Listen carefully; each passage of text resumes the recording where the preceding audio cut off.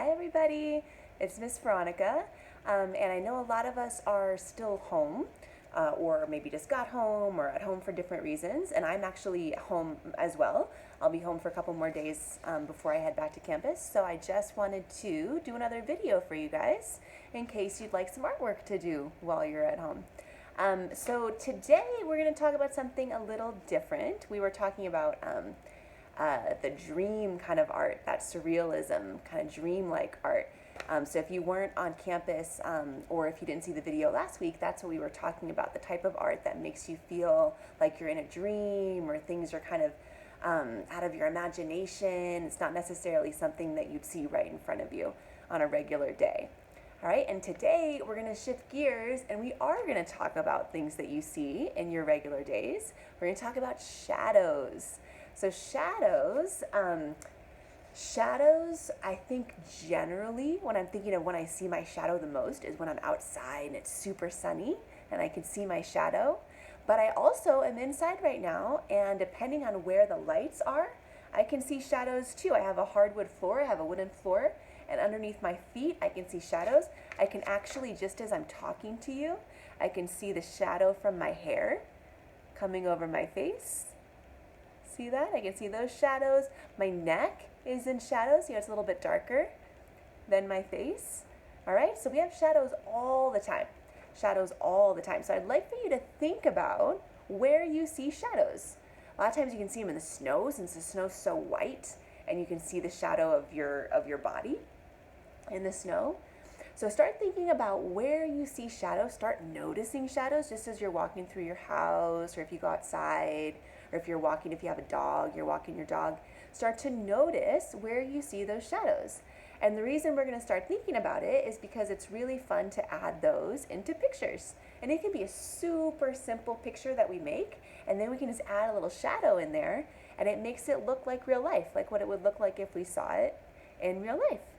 All right, so think about shadows. Start noticing shadows. That's the first thing.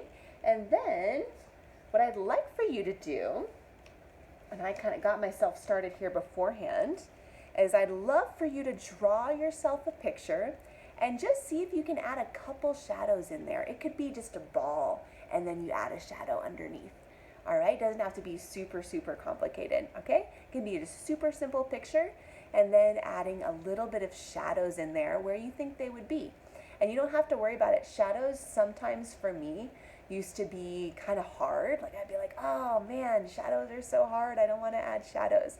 But no pressure here, no pressure. You don't have to worry about it. Just think of where you think a shadow could be and start to add it in there. And we'll talk about it as we get back onto campus too. We'll be working on it for a couple weeks here too. So I drew myself just a little picture, just a little scene. I drew myself a house, a little doggy, a little dog house, and a tree. All right, and I just added a couple things in there, and then I put the sun.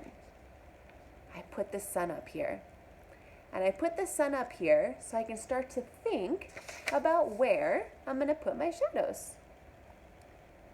All right, so the shadows, a lot of times when I think of shadows, I think of them just underneath me. But when I start really paying attention, I notice that the sun, where the sun is or where the lights are, it affects where my shadows are. So if my sun is behind me, I'll see the shadow in front of me. All right, and for some of you that probably seems really like, oh yeah, I can see that. But for some of us, it may not make as much sense. It may be kind of hard to think that way, okay? So if you don't know when you see the sun, if you create a sun in your picture and you don't know where to put the shadows, that's okay. You can start by just putting them underneath.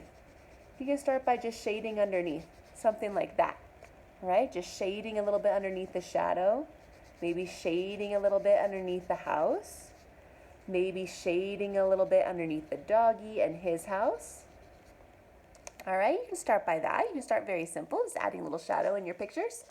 All right, and then if the sun's coming from behind and I really want to get into my picture here with a really nice shadow, I could even show my sun's coming from behind, it's hitting the tree. Maybe I can see the whole shadow coming forward. So I'm just going to draw it out. And I'm just going to do the shape of the tree really lightly. All right, so I drew the shape of the tree really lightly. And then I'm just gonna shade it in. Shade it in. So I'm just kind of playing around here. Just starting to notice the world around me. Notice the world around me. Notice how the shadows look.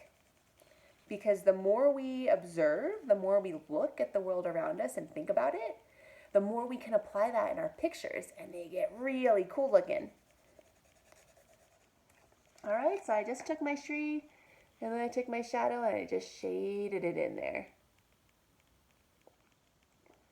All right, so you can draw anything you'd like. You can draw anything you'd like and just see if you can add some shadows. And if you don't know where they go, don't worry about it. You can put it underneath something or you can just put it where you think that it would go. A pencil is usually a really nice way to shade in with for a shadow. All right, it's usually a little better than markers. Markers tend to be really they're almost like paint. They're like thicker.